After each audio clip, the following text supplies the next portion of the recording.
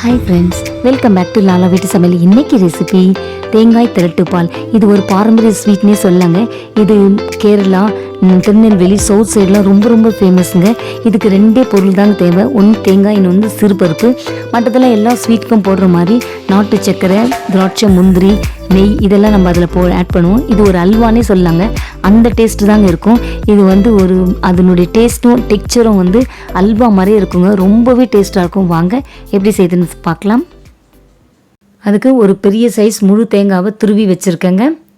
1 table spoon பச்சரிசி மாவு எடுத்து வச்சுருக்கேன்.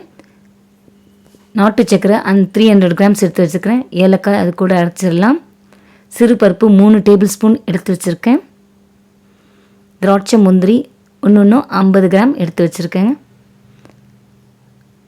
அது ரோஸ்ட் பண்ணுறதுக்கு கீ ஒரு 100 ml எடுத்து வச்சுருக்கேங்க. இந்த முந்திரி பருப்பும் சிறுபருப்பு எல்லாத்தையும் நெய்யில் ரோஸ்ட் பண்ணி வச்சிடலாம்.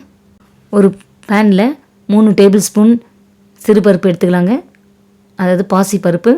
வாங்கினவொடனே இந்த பருப்பை லைட்டாக நான் ஃப்ரை பண்ணி வச்சுக்குவேன். ஏன்னா நல்லா மணமாகவும் இருக்கும், வண்டும் வராது. அதனால் இது ஏற்கனவே ஃப்ரை பண்ணது தான். லைட்டாக ஃப்ரை பண்ணால் போதும். கொஞ்சம் செவந்த கலர் வந்தால் போதுங்க. ரொம்பவும் செவந்துடக்கூடாது, டேஸ்ட்டு மாறிடும். இப்போ எடுத்துடலாம். கீ 2 டேபிள் ஸ்பூன் ஆட் பண்ணிக்கிறேங்க. திராட்சை, முந்திரியை நம்ம ஃப்ரை பண்ணி எடுத்துக்கலாம். கலர் வந்தோடனே எடுத்துடலாங்க. கலர் வந்துடுச்சு, இப்போ எடுத்துடலாம்.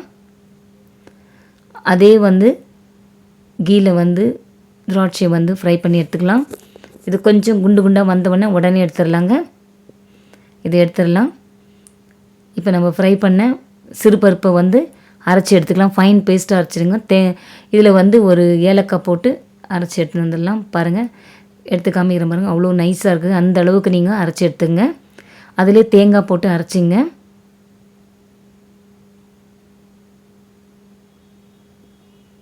இன்னும் கொஞ்சம் தண்ணி ஆட் பண்ணி மறுபடியும் ஒரு பெரிய மிக்ஸி ஜாரில் ஆட் பண்ணிட்டேன். பாருங்கள், கொஞ்சம் நான் வாங்கின தேங்காய் கொஞ்சம் முத்தி இருந்தது, அதனால் சரியாக அரைக்க முடியல. நீங்கள் மீடியமாக வாங்கிக்கோங்க. நாட்டு சர்க்கரை ஆட் பண்ணியாச்சு, அரைச்சிடலாம்.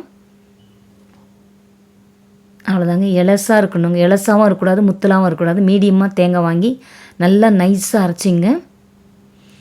இப்போது 1 டேபிள் ஸ்பூன் கீ ஆட் பண்ணிவிட்டு இப்போ நம்ம அரைச்சி வச்ச அந்த மிக்சரை ஆட் பண்ணிக்கலாம். நாட்டு சர்க்கரை, பருப்பு, தேங்காய்.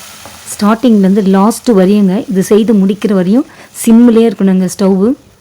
சால்ட் ஆட் பண்ணிக்கிறேன். எந்த ஒரு ஸ்வீட் செஞ்சாலும் சால்ட் ஆட் பண்ணாதாங்க அந்த ஸ்வீட்டு என்ஹான்ஸ் பண்ணி கொடுக்கும். இதில் ரொம்ப முக்கியமானது தேங்காவை திப்பி இல்லாமல் ரொம்ப நைஸாக அரைக்கணுங்க. இப்போது 1 டேபிள் ஸ்பூன் பச்சரிசி ஆட் பண்ணிக்கலாங்க. நல்லா மிக்ஸ் பண்ணி விடுங்க. நல்ல பேனில் கண்டினியூஸாக மிக்ஸ் பண்ணினே இருங்க. ஸ்டார்டிங்கில் கண்டினியூஸாக மிக்ஸ் பண்ணினே இருக்கணும். கீ ஆட் பண்ணிவிட்டு மிக்ஸ் பண்ணுங்க. இப்போது கொஞ்சம் திக்னஸ் வந்துருக்குது. இப்போ ஆயில் ஆட் பண்ணிக்கோங்க.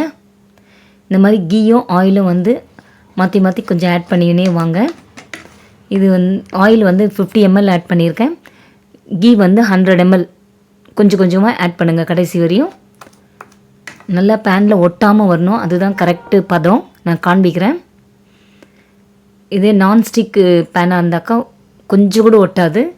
இது இண்டோலியன்றதுனால கொஞ்சம் லைட்டாக ஒட்டுது. ரெடி ஆகிடுச்சு ஆக்சுவலாக ஆல்மோஸ்ட். இப்போ திராட்சை, முந்திரி ஆட் பண்ணிக்கலாங்க. இன்னும் கொஞ்சம் நல்லா திக்னஸ் வரணும்.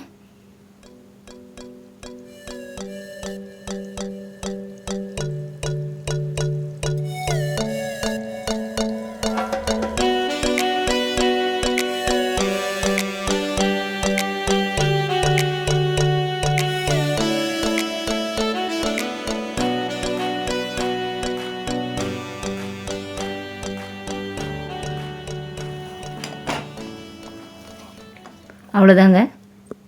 இப்போ கரெக்டு பதம் வந்துடுச்சு. இன்னும் கொஞ்சம் கூட ஒட்டக்கூடாது. இப்போ பாருங்கள், ஒட்டாமல் வருது. அவ்வளோதாங்க, ரெடிங்க. தேங்காய் திரட்டி பால் ரெடி.